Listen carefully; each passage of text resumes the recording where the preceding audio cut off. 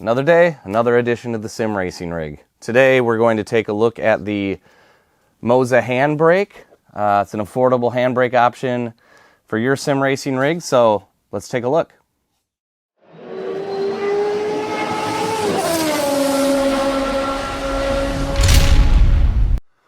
What's going on, everybody? My name is Mike. Welcome back to the channel. This is Redline Sim Racing. Today I'm excited because we're going to take a look at the Moza Racing HBP Handbrake. Was very excited to get this because I'm going to be completely honest, and you'll see this later in the video as I attempt to demo this handbrake and give you some drivability impressions. But I'm kind of a novice at, kind of rally racing, and so, particularly for me, was big on, road racing, especially like Assetto Corsa. Like to do Forza. I know that doesn't have the greatest reviews, but for me, I like the gameability aspects of it. And so that's really kind of been where my home has been for sim racing. But I wanted to get into WRC or dirt, and I wanted the proper setup. I wanted to do that, however, without spending a ton of money. And so for $99, I thought this was going to be a really good option. And we'll go through the unboxing, but quite honestly, like first impressions, they on the box they say it's made out of airplane grade aluminum. It certainly feels that way. It feels really great. I wasn't expecting a ton for $100. I think sometimes, not that that's an insignificant amount of money, but sometimes you see things and you pick them up and you get it and you go, hey, this doesn't quite meet my expectations. That didn't happen here. This is for $100 USD, from just a build quality standpoint. I couldn't be happier. And I'll be frank. I mean, if I jump ahead in the video, from the driving aspect of it, because I did already have it on my rig to play with it. It operates as I would expect as well. Let's take a look at a little bit of the adjustability here. So just two screws, 2 bolts that just go right into the side here, and pretty quick adjustments for the most part. Let's just pop this screw out. So you can see you have essentially two. Here, we'll pop this screw out too, so you can really get a good read on how this works here. Whoops. Sorry about that. That's probably pretty loud in the thing. I thought I had these loose enough to give you a quick demo. They clearly weren't. So you can adjust it like this. So if you wanted it upright, that's certainly an option that you have. You can also essentially pivot this, so any angle that you need, you can get in the upright pattern. The other piece that you can do, and that's what I'm doing, is you can mount it sideways into the mount as well, so you get that more traditional road car feel. Again, for me, I'm going this way because I'm going to have it mounted up on my post on my rig, like I said already. So good adjustability there. Really happy with, again, the build quality and the options that you have to set it however you need for your particular application. So other thing to point out, and we'll get into this in a separate video as far as adjusting the springs, but under this plate, let me throw this back on. Under this plate right here is a yellow spring. That spring comes installed by at the factory, and that is the lowest kind of tension spring that there is. At first, I didn't like that spring, so I pulled it out and went to the black elastomer, and then went into the blue, back to the blue. And there's a reason why I didn't like this black elastomer, and it would be an easy remedy to, so I'll explain in a moment. All right, so let's unbox this and see what we have inside.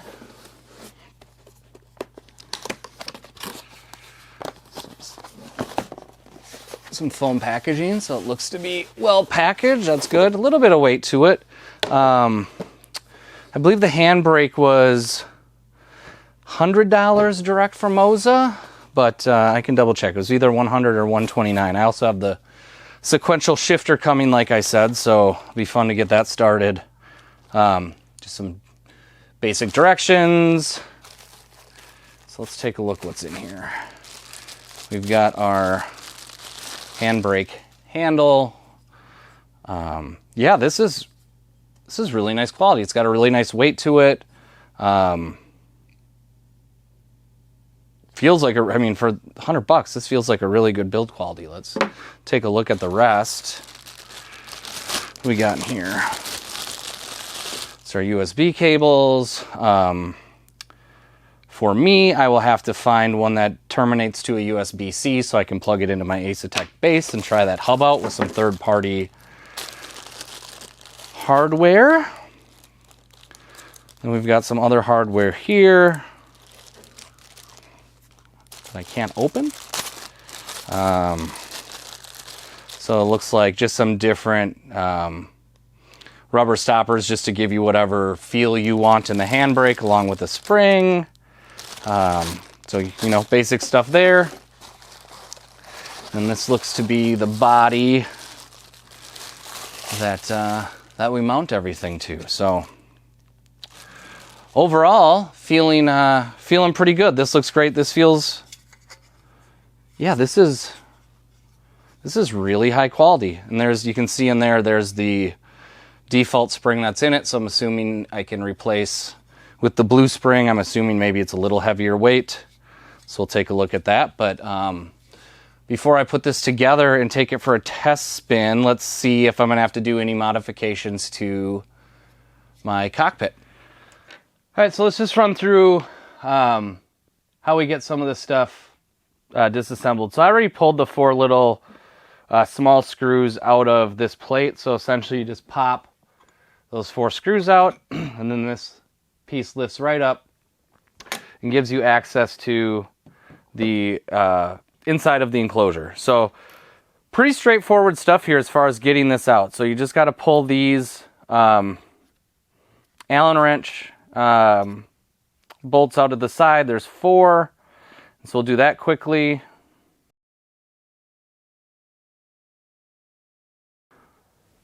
All right, those are out. So process is pretty simple here.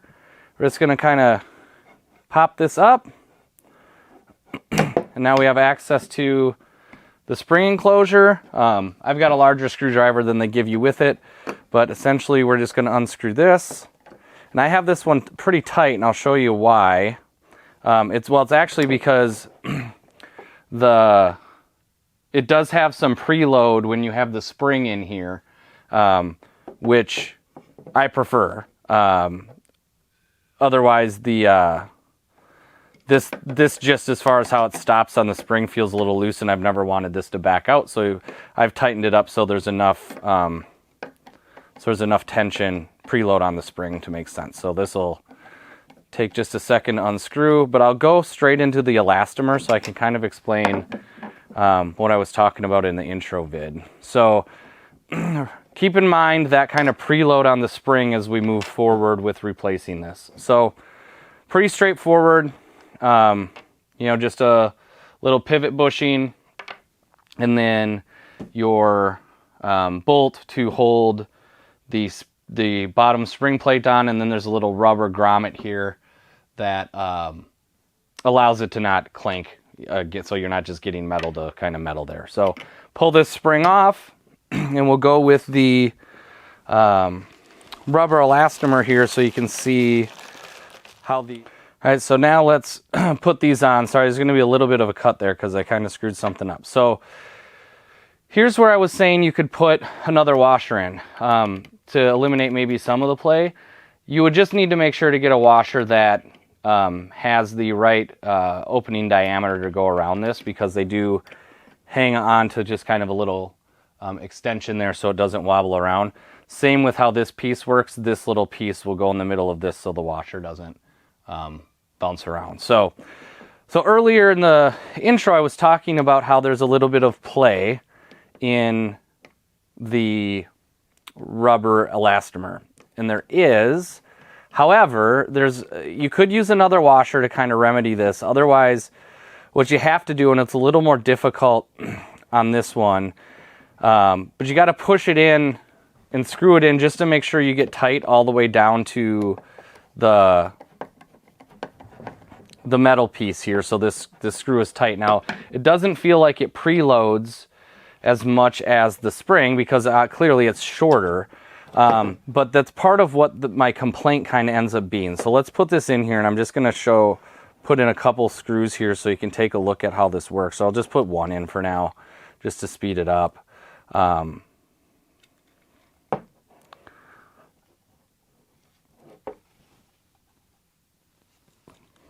So essentially what we've got is, and this is where it doesn't quite spring back the way I would expect it. So while it doesn't appear that there's much play and it's hard to see, there's just a little bit of play in this where it's just not quite tight enough. And what that ends up doing is when you pull it and expect this to spring back, because there's just not, like, there's just that limited amount of play, so this is actually extended as far as it can go.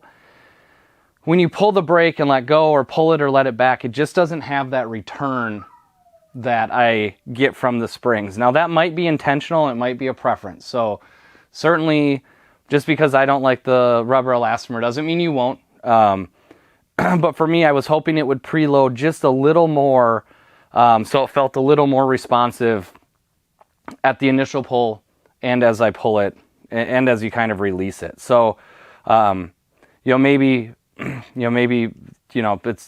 not familiar with it, so I don't want to say it's really a knock against the product because it's not intended that way. It's just a different feel than I actually was expecting, and so I don't want to say it's not right because I don't know. But it's just not the feel I was looking for. So keep that in mind as you kind of test these different springs out.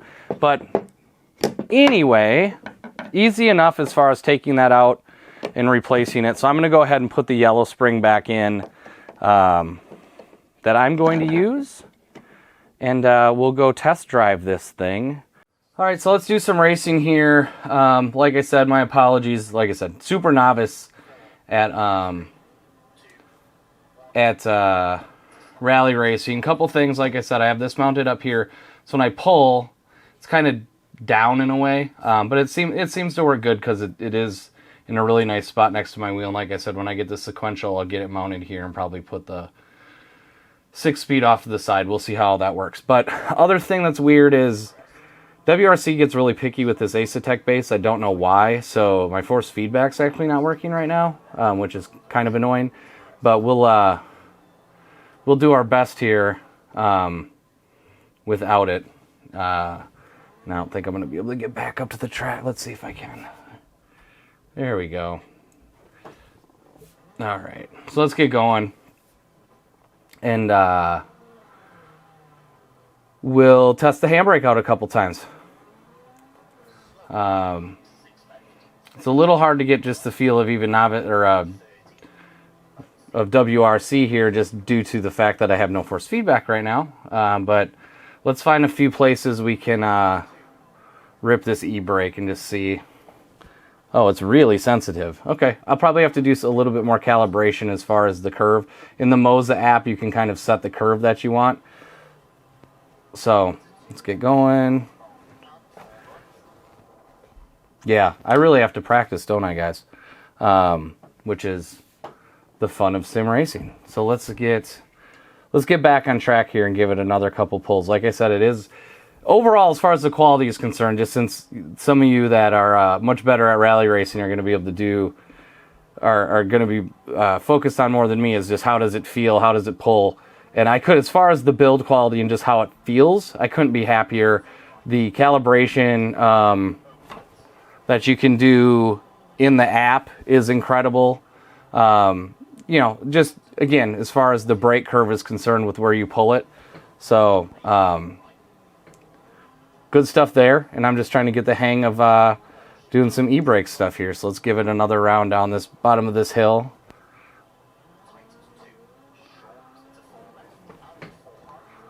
There we go. And I'm using the e-brake in places I don't really necessarily need to use it, but just trying to get a feel of how it feels along with the wheel, which is a little tough without my force feedback working, but nevertheless, I'm really happy with it for $100. So I can't wait to practice a little more here to get the hang of rally racing, and maybe I'll get on some asphalt drifting as well, where I'll have a little more time to play with it. But as far as where I have it mounted on the rig, access to it, customizability, able to adjust the software to your liking, and just overall build quality feels awesome. So we'll jump into a quick summary and we'll go from there, but I have no problem recommending this thing.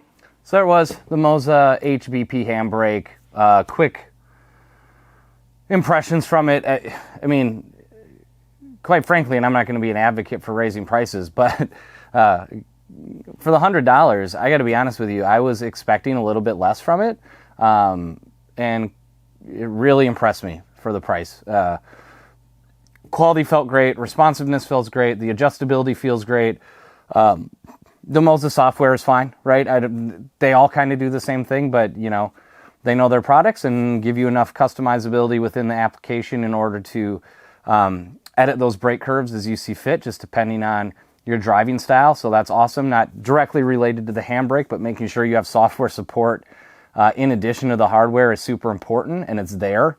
So I honestly don't have any reason to say I wouldn't recommend it. I mean, my biggest piece obviously is that I haven't done a lot of rally racing, so I suppose you could take my opinion with a bit of a grain of salt here, but I'm looking forward to jumping in and practicing a little more and doing a little more racing with that thing, especially when the sequential shifter gets here. So overall, recommend from my perspective for the money. And I keep qualifying it with for the money. I think it's just a flat out recommendation if you're in the market for a handbrake. So hopefully you found this video helpful. If you want to make fun of me in the comments below for how horrible I am at driving, feel free. And till next time, see you later.